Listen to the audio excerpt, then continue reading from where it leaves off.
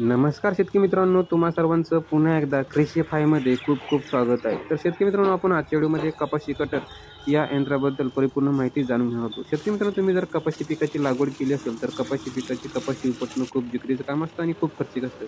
मार्केटमध्ये त्या ठिकाणी कपाशी कटर नावाचं एक अवजार आलेलं आहे. हे कपाशी कटर काय करतं, तुमच्या शेतामध्ये जे काही कपाशी तिचे बारीक भुगा करून टाकतं आणि हा नुसता भुगाच करून टाकत नाही, तर बारीक भोका करतं. जर तुम्ही याच्यामध्ये रोटावेटर किंवा नांगरणी वगैरे केली तर तुमच्या शेतामध्ये हे कुजून जातं आणि तुम्हाला जैविक त्या ठिकाणी जे काही सेंद्रिय खत, त्याला आपण कंपोस्ट खत म्हणतो, ते कंपोस्ट खत तुमच्या शेतात तयार होतं. आणि याचे बुडकं बघू शकता तुम्ही, 6 ते 7 इंचापर्यंत याचे बुडकं राहतात खाली जमिनीमध्ये.